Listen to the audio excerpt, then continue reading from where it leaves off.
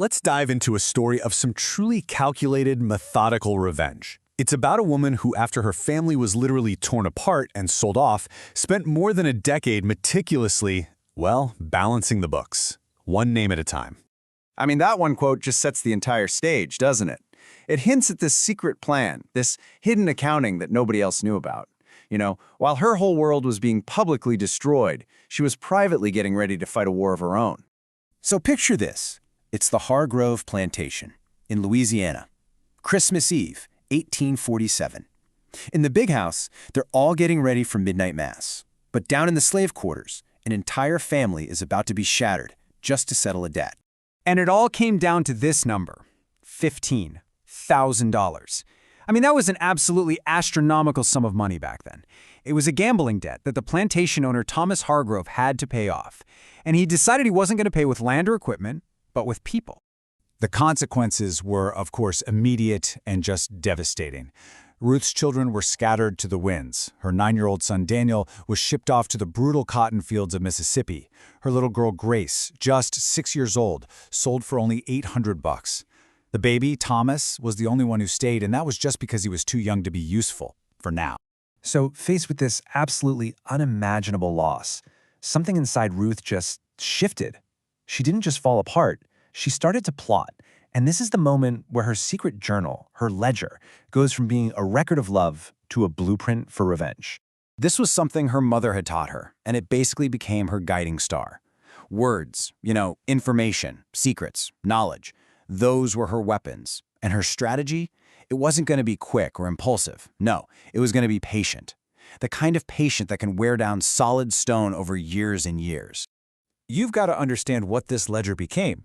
It started out as just a sweet mother's journal, right? Recording her kids' first words, little milestones. But after that awful Christmas Eve, it morphed into something else entirely. It became this detailed file on every single person responsible, tracking their habits, their weaknesses, their routines. And here they are. These were the targets, the men who made up her list, from the master who racked up the debt, to the creditor who came to collect, to the buyers and traders who all profited from her family's destruction. Every single name had a very good reason for being on that list.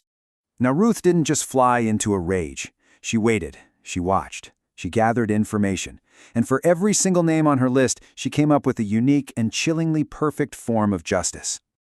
Okay, first up, Vincent Russo, the creditor.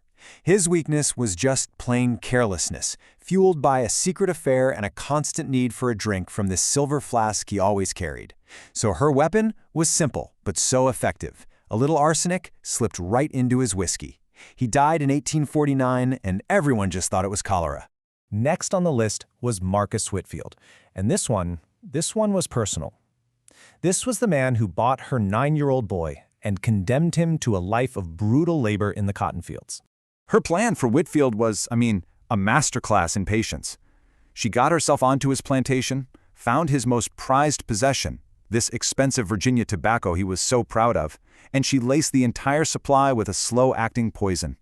It took almost a year for him to die from what the doctors just called a wasting disease. They never suspected a thing. The next name, James Pritchard, needed a totally different approach. He was the guy who bought her daughter Grace. He was a creature of habit, always traveling alone on these dark waterfront roads. So here, her weapon wasn't poison. It was brute force. An iron bar to do the job, and heavy chains to weigh his body down in the bay. She staged the whole thing to look like a simple robbery gone bad. So as the years are ticking by, Ruth's methods are actually getting bolder. Now we get to the final names in her ledger, which all lead up to the death of the man who started this whole nightmare. Her efficiency here is just chilling. Both Henry Caldwell, the slave trader, and Thomas Hargrove, her own master, shared the exact same weakness, a bad heart, treated with a daily tonic. So for both men, years apart, Ruth used the exact same method. She just swapped their medicine with a lethal overdose, and doctors simply wrote it off as death by natural causes. But maybe the most poetic justice of all was saved for Robert Devo, the cruel man who eventually owned her daughter Grace. His greatest weakness was this deep, obsessive fear of fire. So, what was Ruth's weapon? Fire, of course. A perfectly planned fire that not only killed Devo, but also burned down the very house where her daughter was trapped. When you look at this timeline, you really get the true scope of her mission. This was not some brief, fiery act of passion. This was an 11-year quest. From the day her family was sold in 1847 to the day her master died in 1858, she kept this singular, cold focus. So, after 11 years, after 6 deaths, what was the final outcome? Did her bloody campaign bring back the family she so desperately wanted? Well, this is the final, brutal accounting. With her master finally dead, his widow sold off the plantation and, just as Ruth had probably hoped, granted freedom to a few of the household slaves. In December of 1858, Ruth and her youngest son, Thomas, finally just walked away as free people. But the price for that freedom was just devastatingly high. The truth is heartbreaking.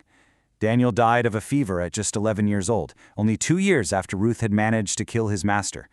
And Grace? Her fate after that fire was never known. She was just gone. Only Thomas, the son who had stayed with her, survived to build a new life and freedom. The reality was just so stark. Of her family of 4, 1 child was dead, another was lost forever, and only 2 actually made it to freedom. Her victory was hollow. Her revenge couldn't turn back the clock. Ruth went on to live another 14 years in freedom, passing away in Philadelphia at the age of 57, and she never told a soul what she had done. The story of her ledger, of the 6 men she systematically murdered, was a secret she took with her to the grave.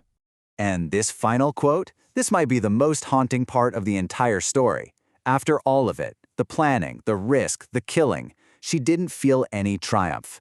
No relief, no satisfaction. All she felt was a cold sense of completion. The work was simply done. Which leaves us with this big unanswerable question, doesn't it? She achieved her goal, she won her freedom, but at an unimaginable cost to her family and to her own soul. So, was it justice? Or was it just one long, terrible tragedy piled on top of another?